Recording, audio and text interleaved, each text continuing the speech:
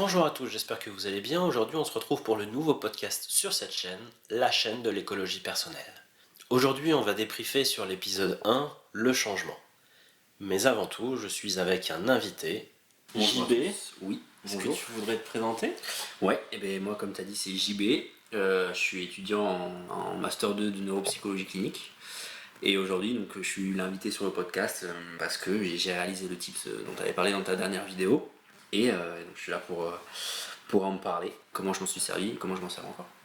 Ah ben voilà, du coup c'est bien, tu vas pouvoir répondre à toutes ces questions. Déjà, Ouais. est-ce que tu l'as fait tous les jours pendant ces 21 jours? Alors ça fait 21 jours, 3 semaines, je pense pas avoir réalisé 21 changements. Quels que soient les changements, hein, aussi mineurs soient-ils, je pense en avoir réalisé à peu près une quinzaine. Il y a des jours où, j'ai trouvé qu'il y avait des jours où c'était plus facile de faire des changements que d'autres. Pourquoi Parce qu'il y a des jours où tu es un peu plus motivé, ou dans ta journée tu vas avoir plus ou moins de temps libre. Et tu vas y penser, ça rejoint la motivation, et tu vas y penser, tu vas te dire, ah tiens, aujourd'hui, je vais faire quelque chose de différent. Au début, c'était pour ta vidéo, c'était pour pouvoir dire, oui, j'ai fait un changement aujourd'hui.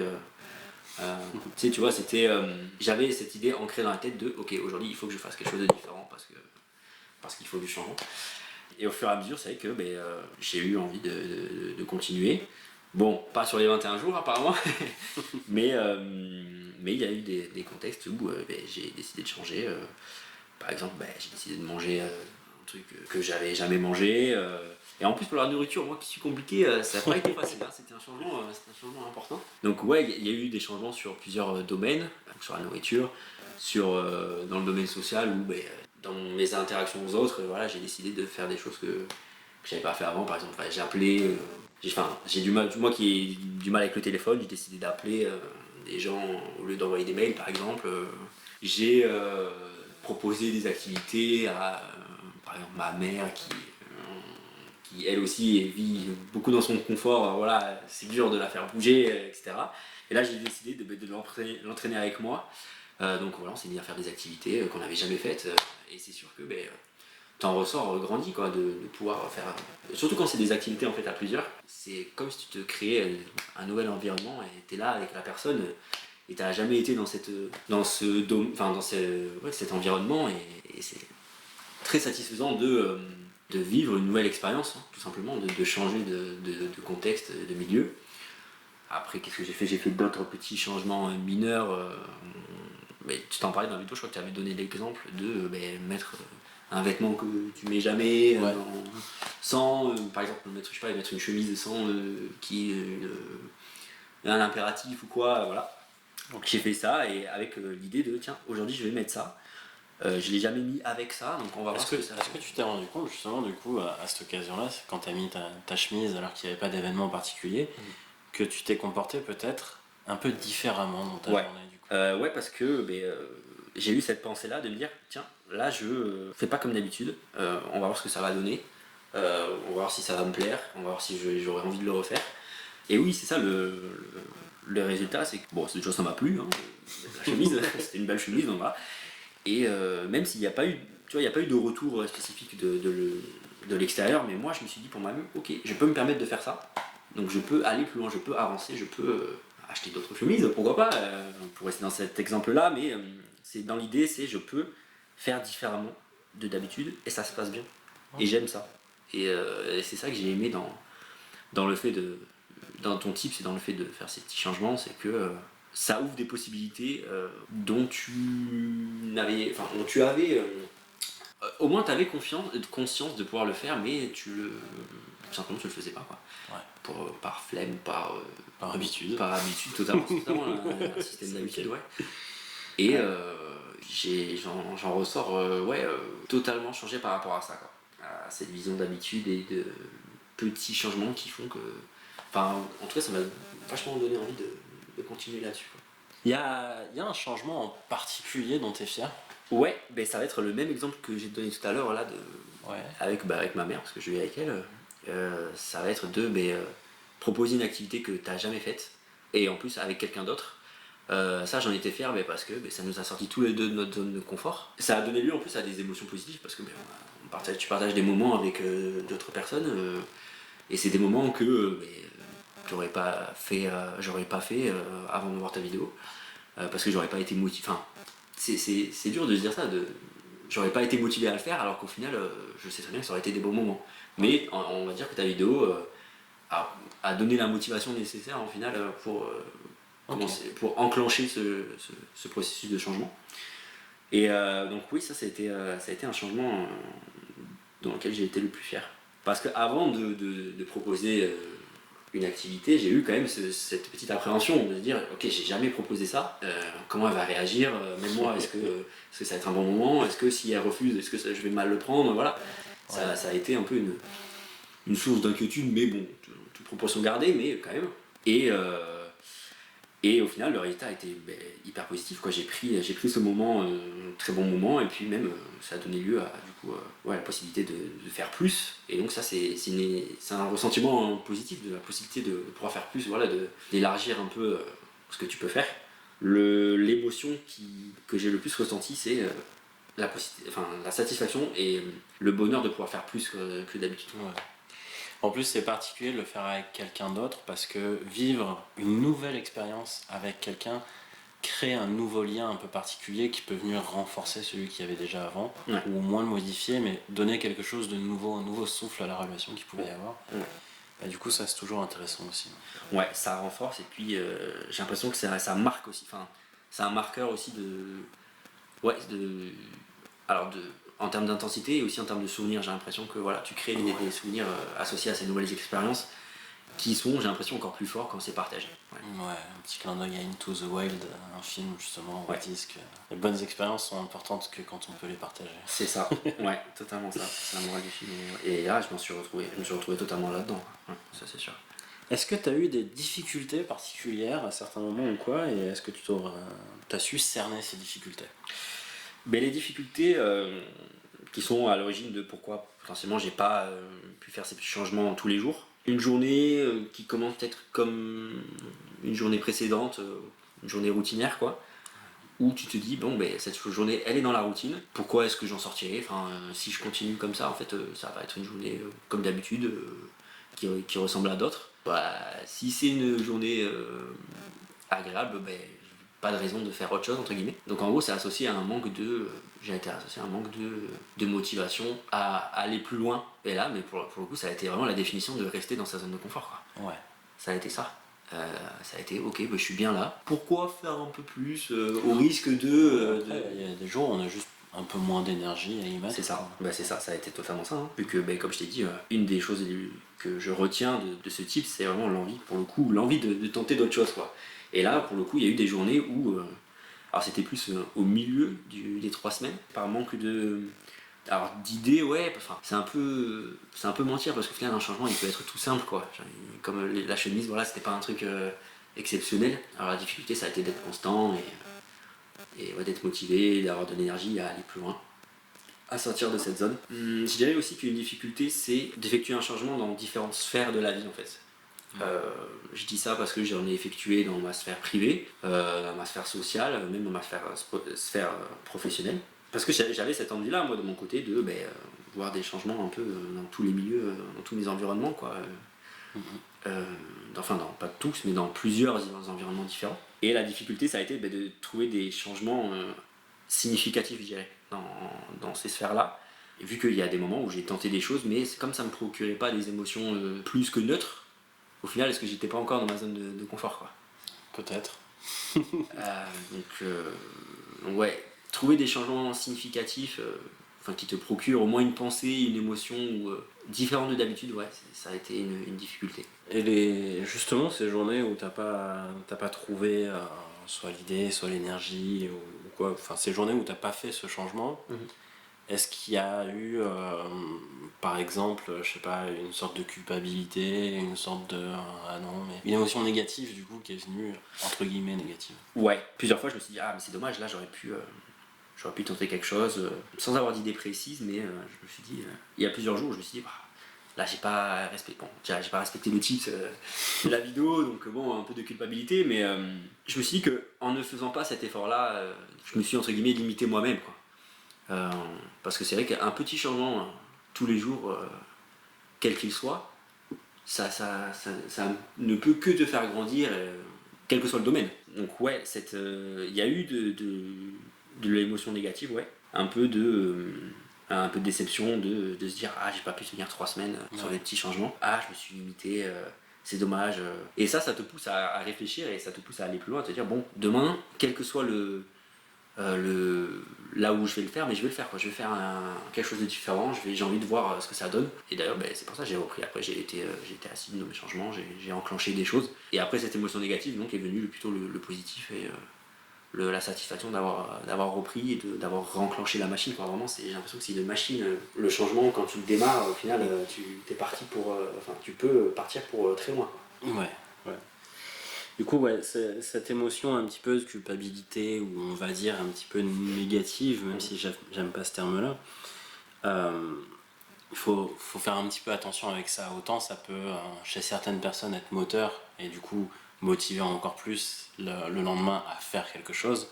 Chez d'autres personnes, ça peut être un petit peu bloquant et se dire ah j'ai pas réussi parce que de toute façon je suis qu'une merde, et du coup je suis nul, donc ça sert à rien que je continue. Il faut comprendre que oui, ça demande de l'énergie, comme tu disais, on n'a pas tous les jours cette énergie.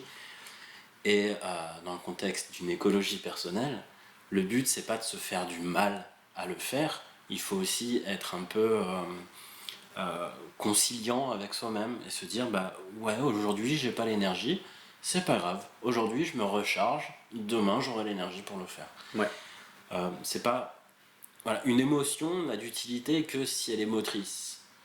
Si vous sentez que cette émotion peut vous plomber, il faut peut-être passer à autre chose en fait et se dire bon, ok, là cette émotion elle me va pas, je culpabilise ou quoi, ça me va pas, ça me bloque. Et ben pourquoi j'ai cette émotion? Parce que je l'ai pas fait, que je suis pas content de moi. Ok, bon, ben j'ai le droit aussi de ne pas pouvoir le faire tous les jours, de ne pas réussir tous les jours. Je réussirai plus tard, je réussirai demain. Ou j'ai encore le reste de la journée pour essayer de le faire ou quoi. Essayer de se tourner vers ce qui peut être fait plutôt que ce qui a été fait ou surtout ce qui n'a pas été fait. Ouais. Voilà. C'est vrai que c'est important d'avoir ces pensées positives sur ce qu'on est capable de faire quoi. Et pourquoi on les fait comme tu dis. Enfin c'est bien dit je trouve. Mais toi justement pour en revenir à ton type, c'est pas. J'imagine que tu l'as mis en place. Ben, c'est vrai que dans la vidéo j'ai dit que j'allais le faire avec vous, sachant que la vidéo je l'ai enregistrée bien avant de la poster. Ouais. Pour prendre un petit peu d'avance et pas me retrouver dans la panade dans les moments où j'aurai moins de temps pour les préparer. Ouais. Et du coup, ouais, ça fait quand même un moment que je m'amuse à faire ça, mais justement en commençant ces vidéos, il a fallu que je sorte de ma zone de confort pour apprendre à poser les lumières, apprendre à établir un décor, apprendre à parler aussi, parce que quand on parle à une personne ou quand on parle à une caméra, c'est pas du tout la même chose. On prend pas les mêmes intonations, on bouge pas de la même manière, faut pas trop bouger parce que sinon on sort du cadre, faut pas peu bouger sinon les gens s'endorment. Faut pas taper sur ses genoux sinon ça fait du bruit quand tu enregistres. Par exemple. Voilà, il y a tout un tas de petits trucs. Tu parles à une caméra quand même. C'est particulier de regarder un objectif, quoi. C'est pas quelqu'un, il faut essayer de vivre une émotion alors que t'as un truc froid devant toi, quoi. C'est particulier. Donc il y a en amont tout ce travail-là. Ensuite, il y a le fait de sortir de ma zone de confort, du fait que je n'aime pas partager mon image. J'aime partager mes idées, mes pensées, mes créations, mes résultats. Mais je n'aime pas partager mon image, donc là, mettre mon visage, ma tête sur les réseaux, YouTube et tout, c'est un peu particulier. Ouais. Après avoir fait la vidéo, c'est aussi tout ce qui appartient au montage. Heureusement, on a des logiciels aujourd'hui qui sont quand même bien faits et qui aident pas mal, mais même avec ça, quand on n'est pas du domaine, c'est quand même... ah oui, t'as tout appris. Ouais, pour le coup, il y a des petites chaînes YouTube qui m'ont bien aidé pour ça. Je saurais pas retrouver le nom de la de tête, sinon j'aurais bien fait la pub. Je la mettrai peut-être en description d'ailleurs, parce que l'air de rien, ça m'a bien aidé et je pense que c'est le minimum. Bah ouais, je vais faire en retour. Donc ouais, tout ça c'est un travail qui est un peu particulier et qui m'a complètement sorti de ma zone de confort. Après, je me suis aussi amusé à ça, hein, comme ma collègue me disait, et tu vas porter de la couleur toi? J'ai essayé de le faire. J'ai mis une chemise couleur pourpre, comme on peut le voir sur les photos du site. Ouais. D'ailleurs. Je l'avais acheté en me disant je vais la porter au boulot et tout, ce sera bien justement, ça me sortira de ma zone de confort, et concrètement je l'avais fait que pour les photos. Ok. Donc là je me suis un peu amusé à le faire, et c'est vrai, c'est pour ça que je te posais cette question tout à l'heure, parce que quand on s'habille différemment, en vrai on a l'impression quelque part d'être un peu quelqu'un d'autre, et du coup on se comporte différemment. Ah, totalement, ouais. Et je trouve ça assez amusant de voir comment un petit changement peut engendrer d'autres changements derrière, quoi. Ah ouais. Ah non, mais totalement. Je sais que personnellement, quand je suis en costume, je me prends pour un trader américain qui lâche des billets là devant la bourse. Hein. Je sais que j'ai une confiance en moi. Donc d'un seul coup tu deviens un voleur, quoi. Oui. Okay. Oui, totalement. Et je rends jamais l'argent. Ouais. Donc ouais, c'est assez intéressant ce phénomène-là. Et je pense que on devrait tous essayer de ce truc-là particulièrement, de s'habiller. De l'habit, différemment. ouais. On dit que l'habit fait pas le moine, mais en tout cas il change notre état d'esprit. Surtout aujourd'hui dans une société qui est quand même pas mal une société de paraître. Il faut aussi comprendre que malgré nous, on n'est pas des êtres si intelligents que ça. En tout cas, on n'est pas que des êtres d'intelligence. Merci. Une émotion peut venir balayer notre intellect. Donc déjà, quelque part, ça veut dire qu'on est plus des êtres émotionnels qu'intellectuels. Mais en plus de ça, en fait, il faut comprendre que cette émotion nous vient d'une représentation qu'on se fait. Donc finalement, on est surtout des êtres de représentation, d'image. Ouais. Donc finalement, quand on s'habille pas de la même manière, on se représente soi-même pas de la même manière. C'est fou de se dire ça, hein. De se dire que vraiment, il suffit de changer d'habit quoi, pour avoir une représentation de nous-mêmes qui change. Quoi. Moi, je trouve ça génial. Ouais. Comment l'humain il est à la fois influençable et à la fois solide dans ses capacités à changer finalement. Ouais. Après, y a des jours, moi non plus, je l'ai pas fait tous les jours. C'est pas vrai. Alors moi je suis pas rentré dans une culpabilité parce que la culpabilité a tendance à me rendre inerte. Bon ouais. Du coup j'ai maintenu ça à distance. J'ai plutôt été du genre à faire le bilan de ma journée, à me dire ouais là j'ai utilisé de l'énergie à autre chose parce qu'il y avait des difficultés dans cette journée-là, quel que soit l'ordre de la difficulté. Parce que c'était une journée où je voulais juste rien faire en mode repos, ou voilà, pour quelque raison que ce soit, je me suis autorisé quelquefois à ne pas le faire. Ouais. Ouais, quand même. Ouais, et ça t'a fait du bien, et ça t'a permis de Et voilà, et du coup c'est d'autant mieux que les jours où du coup on le fait, ça fait encore plus ressortir ce côté-là de ah ouais là je l'ai fait et c'est cool quoi. Ouais. Et du coup ça me remotive encore plus à continuer et à le faire aussi. C'est une double satisfaction en fait. Déjà tu te tires pas vers le bas, et en plus quand tu te tires vers le haut, tu es encore plus satisfait de toi-même. Ouais, carrément. Ok. Je trouve que c'est vraiment une bonne expérience quoi, de faire ça. Il a aussi fallu que je sorte de cette zone de confort qui est le perfectionnisme.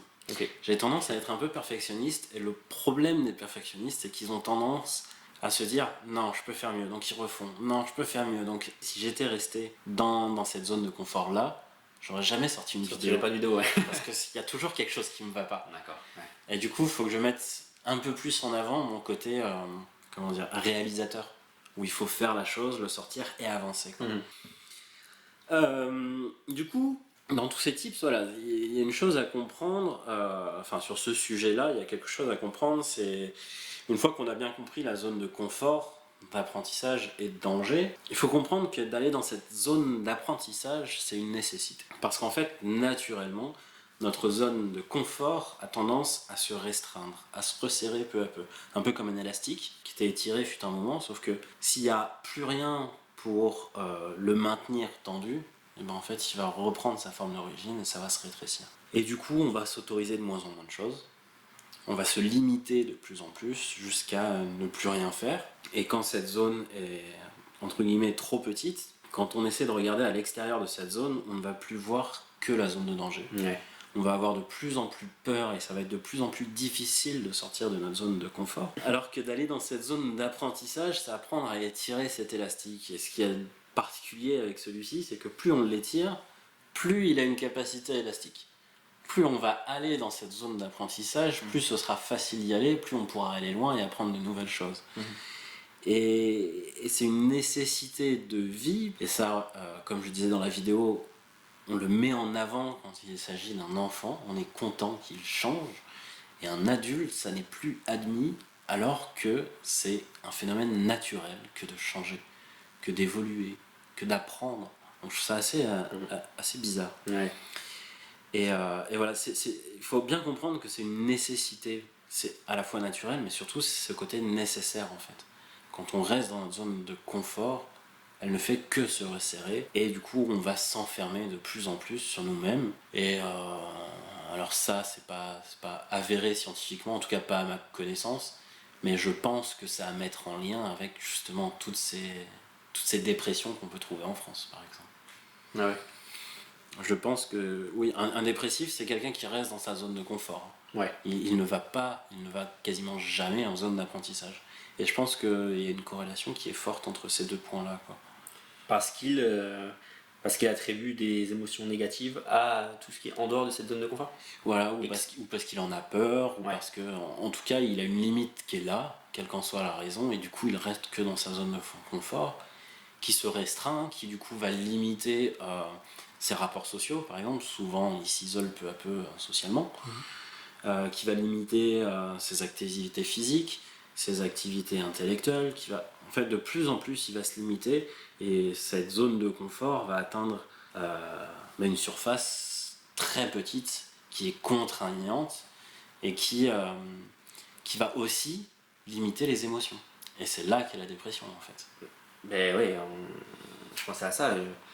Limiter tellement la zone de confort qu'on en vient même à avoir une diminution de plaisir pour des activités qui auparavant étaient perçues comme grande source de plaisir.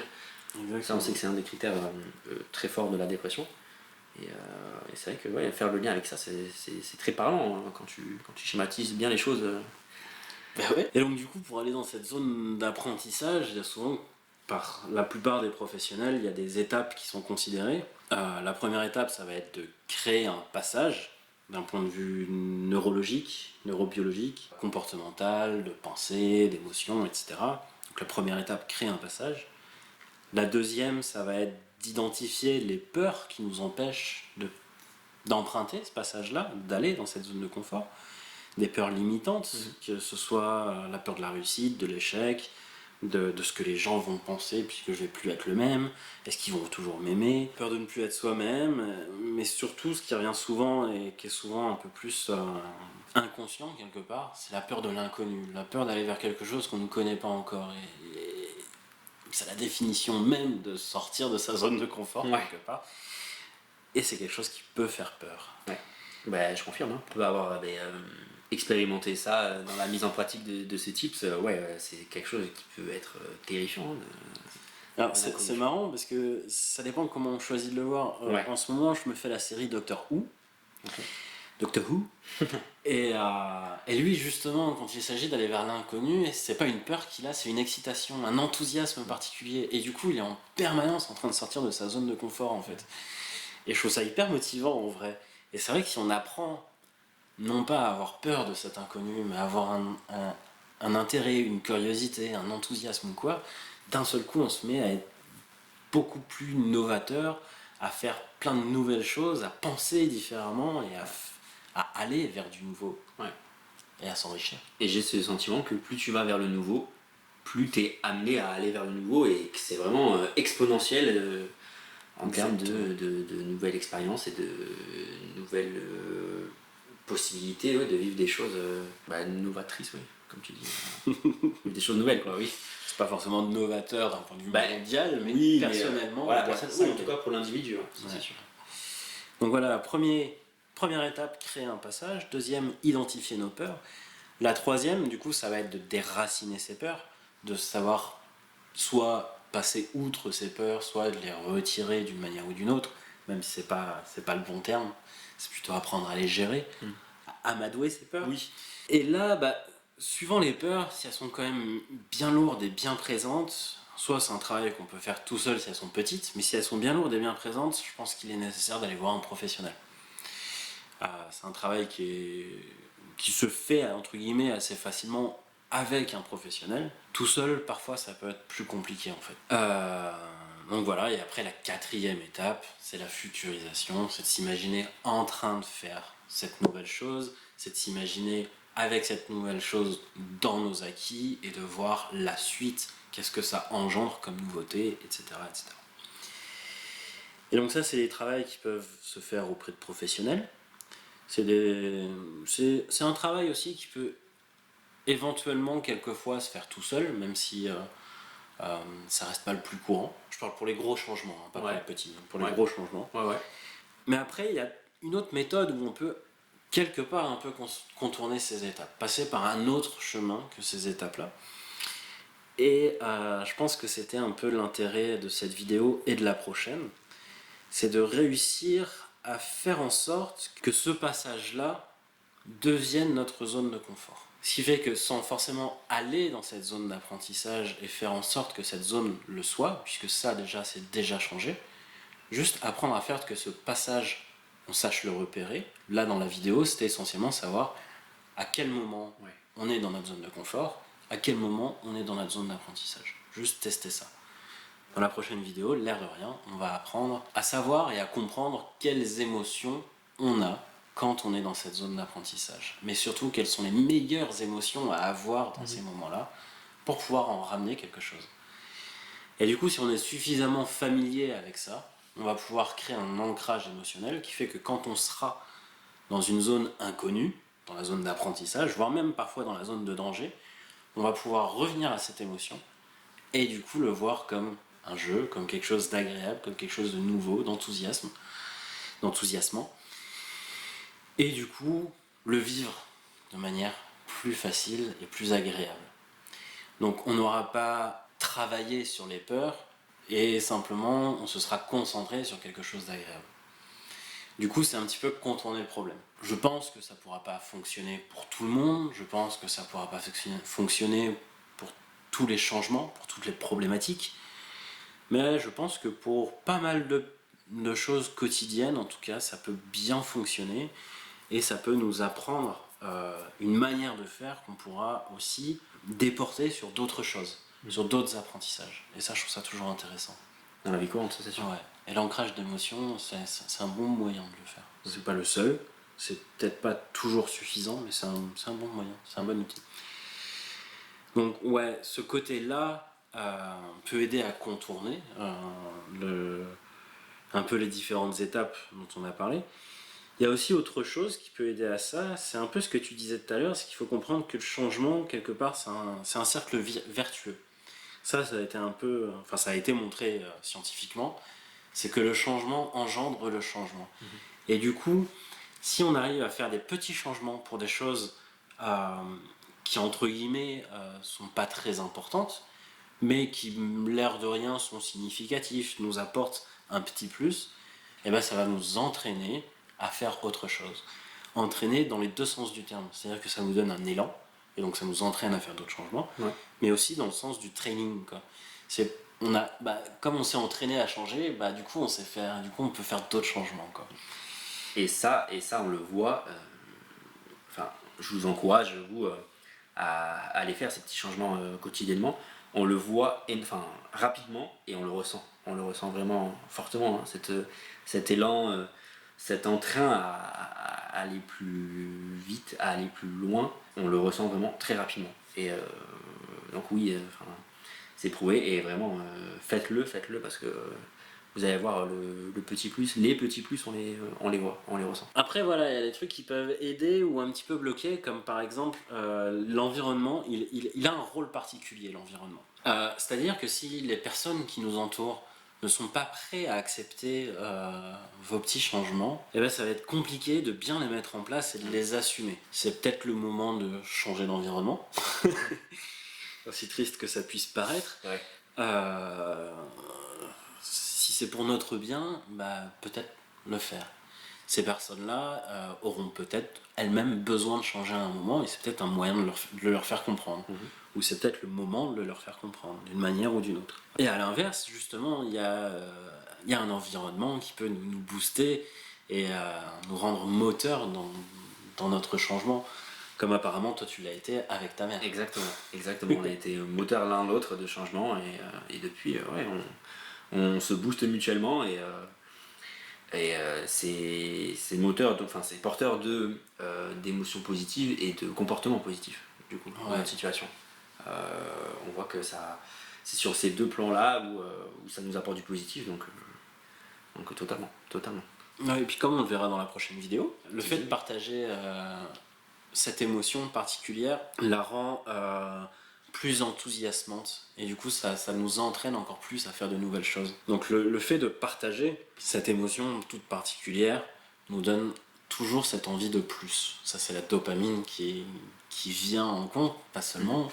Il y a aussi l'ocytocine, le fait de le faire à plusieurs, la sérotonine, cette satisfaction dont tu parlais, et tout ça c'est des choses qui sont assez importantes et qui se mettent en route peu à peu et qui nous donnent envie de continuer, de recommencer. La biologie, c'est fascinant. Hein. Bah, c'est surtout intéressant de comprendre les rapports entre la neurobio, nos émotions et notre comportement. Quoi. Ouais. Donc, ouais, l'environnement, mais bah, c'est peut-être le moment d'y réfléchir aussi. D'ailleurs, je crois de mémoire dans la vidéo, je le dis, hein, comme changement, ça peut être ça, justement, toutes ces personnes qui sont pas forcément très positives pour nous, bah, c'est peut-être un changement, justement, à faire qui va être de les sortir de notre vie, quoi, Ouais. ou au moins de changer notre relation avec cette personne. Ouais. Ce qui fait que ça nous amène à l'idée des masques, le persona, comme tu dis, le personnage de théâtre, quelqu'un qui peut revêtir différentes personnalités. On porte tous des masques. Alors, dit comme ça, on pourrait penser que c'est un espèce de faux semblant, une manière de se montrer, mais qui n'est pas vraiment nous. Là, quand on va parler de masque, c'est bel et bien nous. C'est juste que nous, ce nous est différent suivant nos contextes. Suivant si on se trouve avec nos parents, on se comporte pas de la même manière que quand on est avec nos amis, que quand on est avec notre patron, que quand on est avec notre dentiste. Voilà, chaque contexte et chaque personne qui nous entoure implique qu'on porte un masque différent. On se comporte légèrement différemment. Parfois c'est des gros changements, parfois c'est léger. Mais en tout cas, on n'est pas les mêmes. C'est adapté à la situation.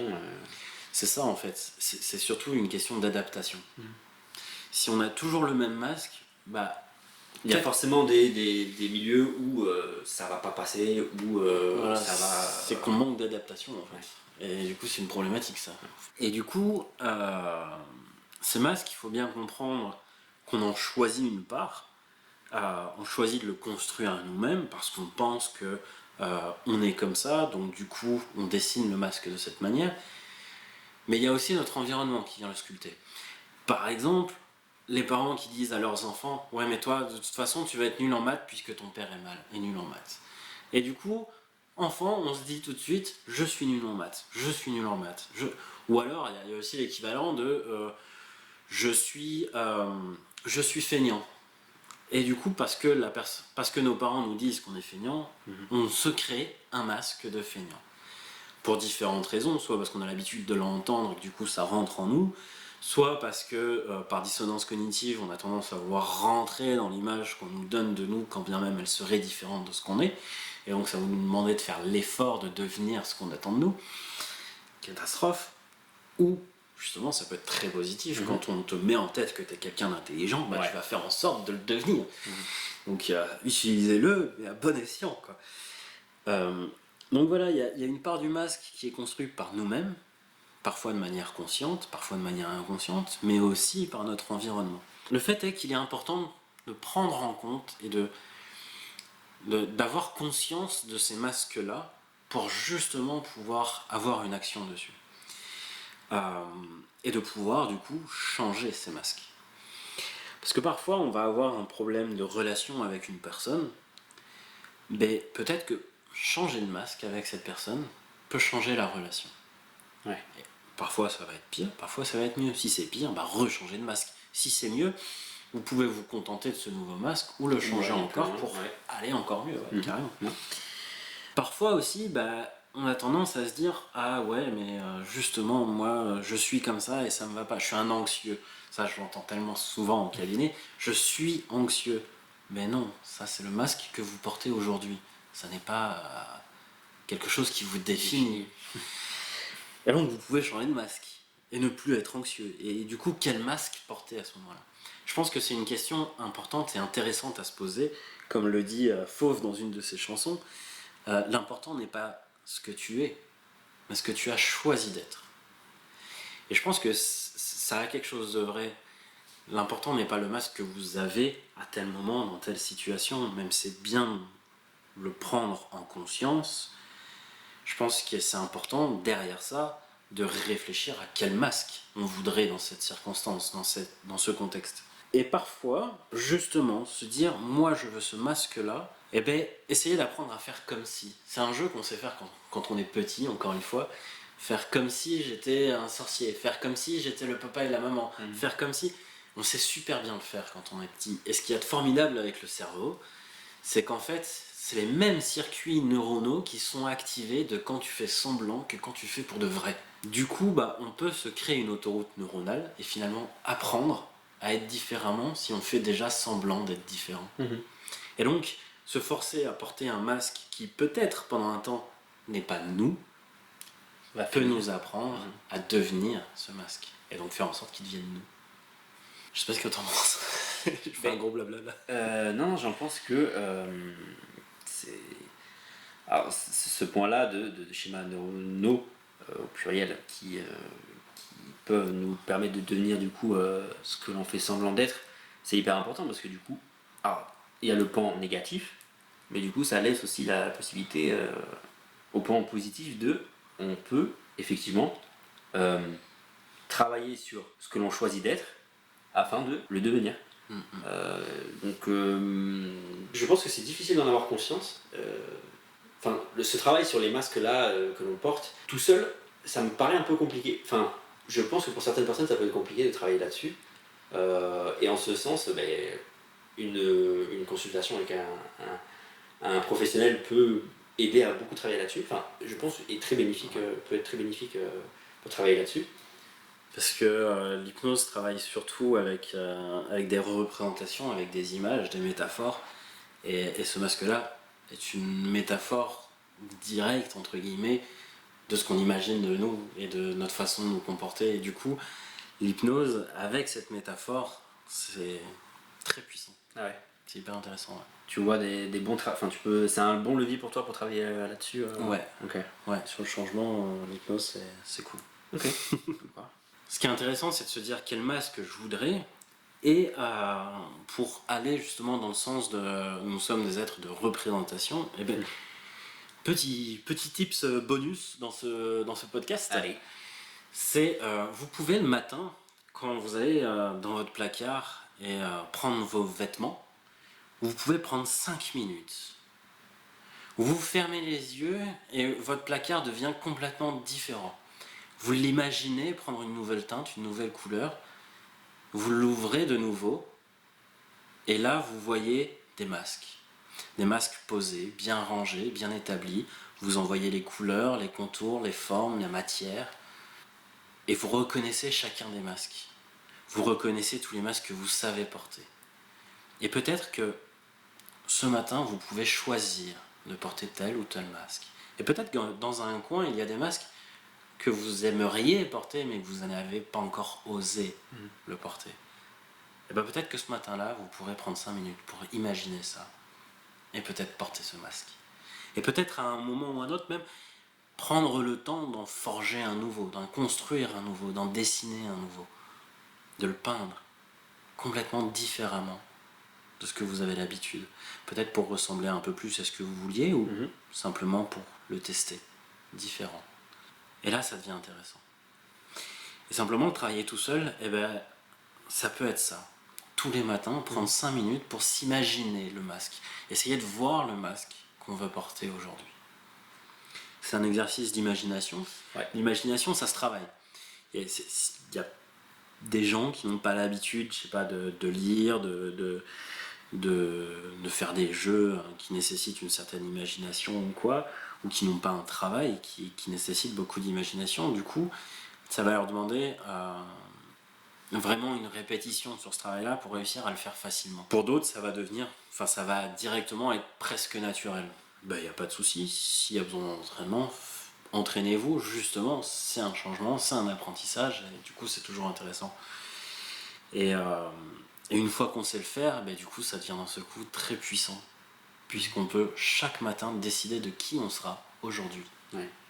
Et ça, je pense que c'est un beau cadeau qu'on peut se faire nous. Ouais, ouais. Mais écoutez, demain matin, on sort tous les masques, celui qu'on veut, du coup, qu'on voudrait, qu'on veut. Puis on essaie de mettre ça en place pour être la meilleure personne qu'on. Ouais, non, c'est super intéressant. Comme travail individuel, ouais, j'avais pas pensé. Un bon moyen de voir les choses. Du coup, voilà, je pense qu'on a amené déjà quelques petites précisions sur la vidéo en elle-même, sur les tips, sur un petit peu aller un peu plus loin, du coup, par exemple, avec ce nouveau tips. On peut peut-être passer aux questions. Alors, je viens de lancer la chaîne, c'est normal, il n'y a pas encore beaucoup de commentaires, mais il y a quelques personnes qui m'ont posé directement les questions. Je sais pas si toi t'en as, si tu veux les poser tout de suite ou si tu veux les faire après. On peut commencer par tes questions si tu veux. Ok. Et après je rebondirai. Ok, donc oui, on m'a demandé si c'était dans la zone de danger que se créaient les TOC, les phobies, les peurs en général et tous ces petits trucs un peu problématiques du quotidien. Alors oui, ça peut. C'est d'ailleurs plus le cas pour les phobies que pour les TOC. Quand on se retrouve en zone de danger, quand on a un accident de voiture par exemple, c'est une zone de danger. C'est souvent même un événement traumatogène. Et du coup, on peut développer derrière ça la peur, je sais pas, des autoroutes, ou même simplement de prendre le volant. Ouais. Et donc oui, parfois, dans la zone de danger, on peut créer ces choses-là. Mais en vérité, contrairement à ce qu'on pourrait penser, la plupart se créent dans notre zone de confort. Parce qu'en fait, justement, c'est parce qu'on est enfermé dans cette zone de confort, parce qu'elle se restreint, et qu'on ne va pas assez souvent dans notre zone d'apprentissage, que la zone d'apprentissage, si on ne visite pas suffisamment souvent la zone d'apprentissage, ça devient une notion très vague pour nous. Si bien que dans notre perception, la zone d'apprentissage et la zone de danger devient presque confondue, et du coup on anticipe. Du coup, on se crée une certaine anxiété. Du coup, on va faire des TOC pour pallier cette anxiété. On va avoir des phobies pour esquiver le sujet de cette anxiété. On va se créer tout un tas de petites problématiques parce qu'on est enfermé dans notre zone de confort. Donc en vérité, il se crée plus souvent ces problématiques dans la zone de confort que la zone de danger. C'est fou de se dire ça alors que la zone s'appelle quand même la zone de confort. Et ouais, mais c'est parce qu'elle est plus facile qu'on l'appelle comme ça. D'accord. C'est plus facile. On devrait l'appeler la zone de facilité, quoi. Facilite le fonctionnement alors que la zone de danger. Là, c'est pas facile. Ça demande de sortir, d'apprendre quelque chose, de s'adapter, de faire, entre guillemets, ce qui pourrait être perçu comme un effort, alors que ça pourrait être simplement perçu comme faire quelque chose de nouveau, faire quelque chose comme un jeu, quoi.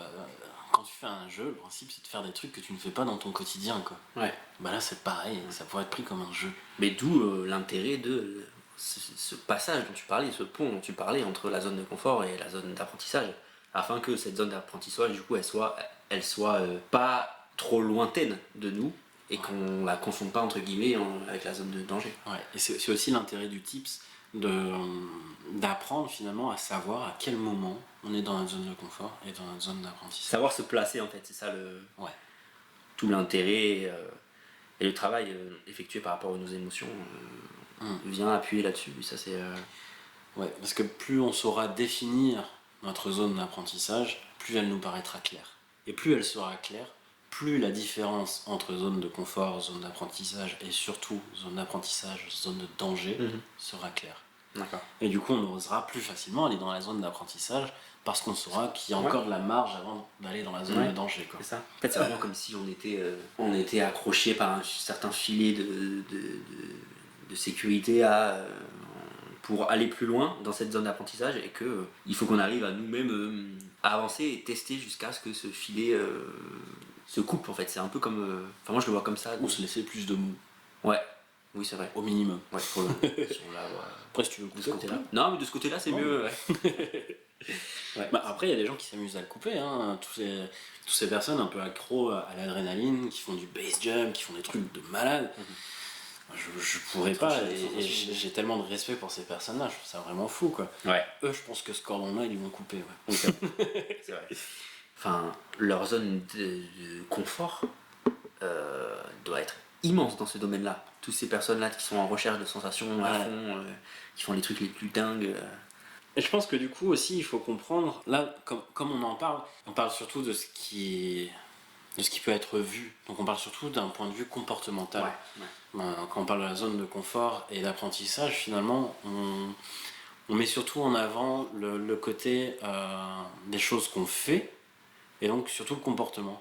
Mais c'est pas que ça, la zone, enfin les différentes zones ne se définissent pas que dans ce qu'on fait, mais aussi dans ce qu'on ressent.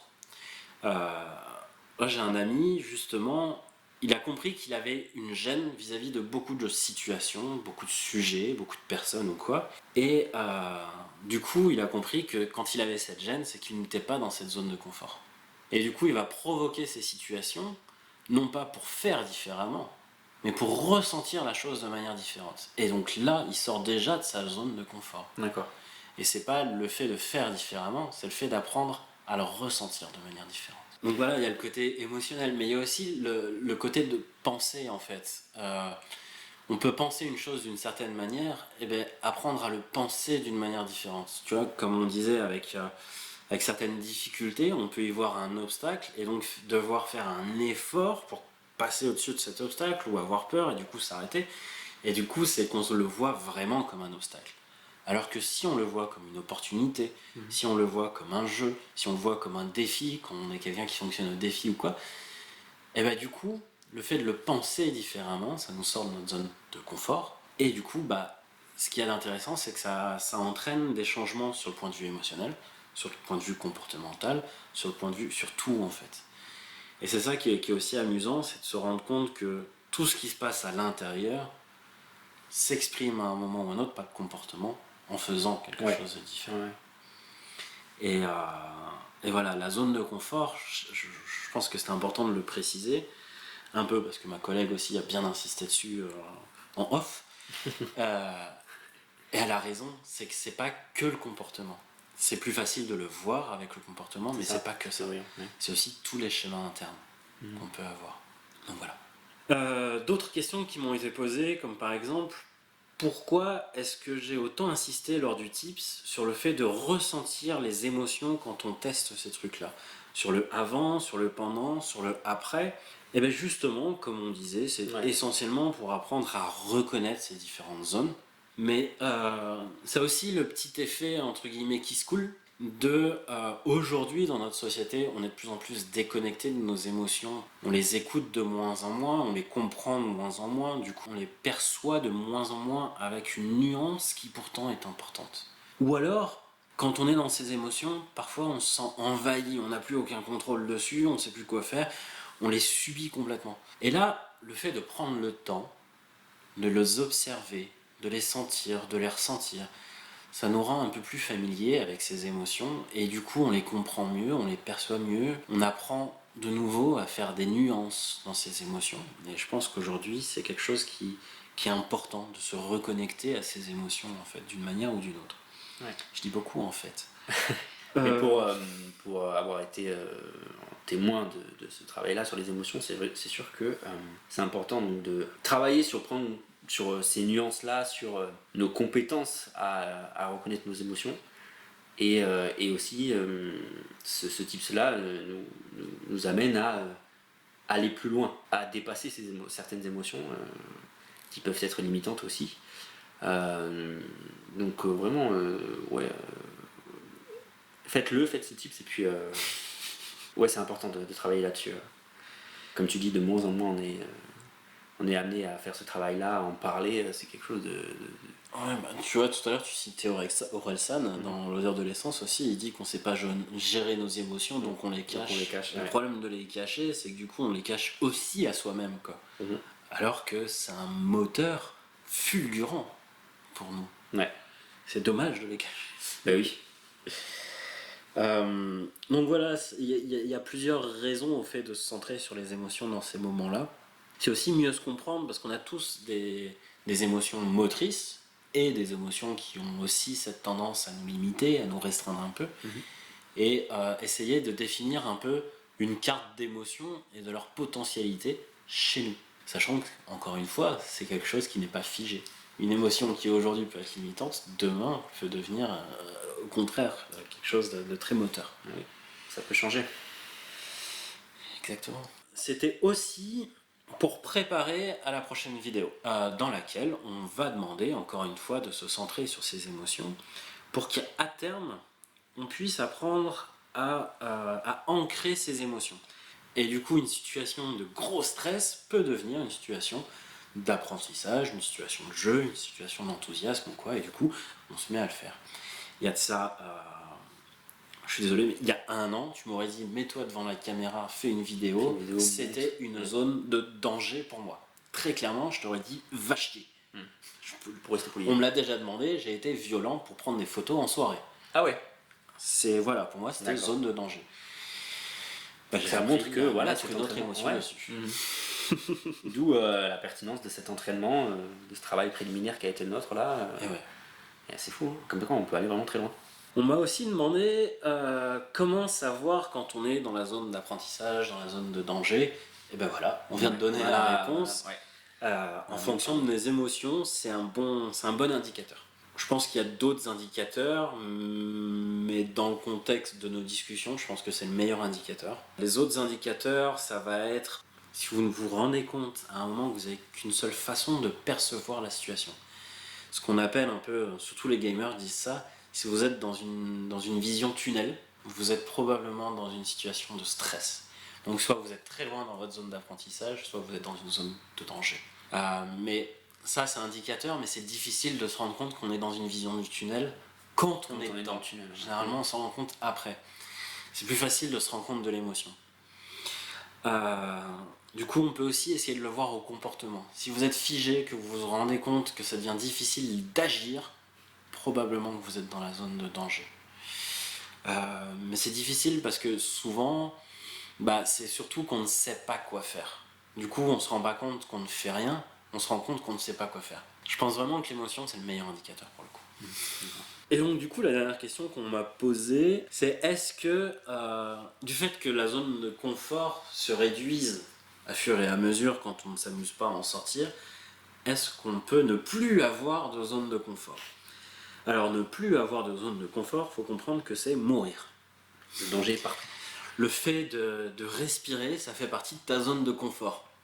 Le fait d'avoir ton cœur qui bat, même si tout ça on le fait de manière inconsciente, ça fait partie de notre zone de confort. Le fait de savoir que demain un jour va se lever, le soleil va se lever, ça fait partie de notre zone de confort en fait.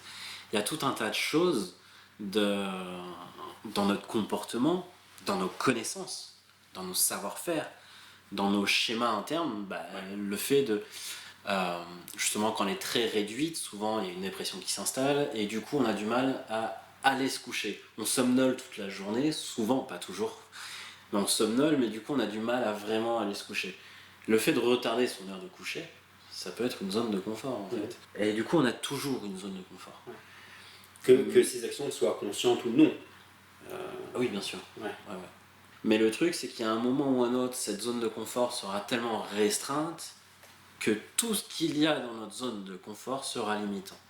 Le fait de se coucher tard limite notre sommeil. Le fait de limiter notre sommeil, ça va limiter notre capacité à réfléchir, à réagir, à penser, à ressentir différemment. Le fait de limiter toutes ces choses-là nous empêche de faire de nouvelles choses, de faire simplement certaines choses, même des choses qu'on sait faire. Tout vient nous limiter à un moment ou à un autre. La zone de confort existe toujours, mais elle ne devient presque que limitante. D'où, encore une fois, la nécessité d'en sortir et de ne pas attendre d'être à ce point-là. Donc voilà. Est-ce qu'il te reste quelques questions ? Alors des questions qu'on n'a pas... Peut-être des apports. Ouais, des questions qu'on n'a pas évoquées. Moi, je trouve qu'on est bien revenu sur ces différentes zones. Une question que je t'avais pas posée, est-ce que tu as l'impression d'être un peu plus acteur de ta vie plutôt que spectateur entre guillemets ? Oui, parce que on peut se trouver spectateur quand on est dans cette journée routinière qui ne change pas beaucoup des autres. Mais c'est vrai que oui, pendant cette petite période de temps, j'ai eu l'impression d'être plus acteur de ma vie. Ouais, ça c'est sûr. Et dernière question, est-ce que tu vas continuer de mettre ça en place ? Bah oui, c'est bien beau de faire l'éloge de ça, mais oui, bien sûr, j'ai appris, entre guillemets, appris maintenant à mettre du changement dans ma vie, et oui, c'est fait pour pour durer, pour essayer de transférer ça dans d'autres sphères, dans d'autres milieux. Ouais, c'est quelque chose que j'ai essayé de maintenir, que je vais maintenir dans ma vie, dans ma vie quotidienne, tout simplement. Finalement, le but, c'est d'essayer de faire en sorte que c'est le fait de changer, le fait d'aller vers quelque chose de nouveau, devienne quelque chose de notre zone de confort. C'est exactement ça. Et là, on a gagné. Ouais. c'est le projet, c'est le but. Clairement. Moi, JB, merci. Ouais, merci de l'invitation. Hein. C'était super merci pour ta vidéo aussi, parce que c'était super d'avoir ce petit tips, de le recevoir. Et merci pour l'invitation. C'était intéressant d'en discuter. Le mot de la fin ? Le mot de la fin, abonnez-vous. Voilà, je te paye pour tout ça. Allez. Allez, bye bye.